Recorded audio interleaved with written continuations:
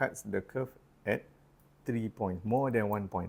1, 2, and 3 points. So this is not the line that we're looking at.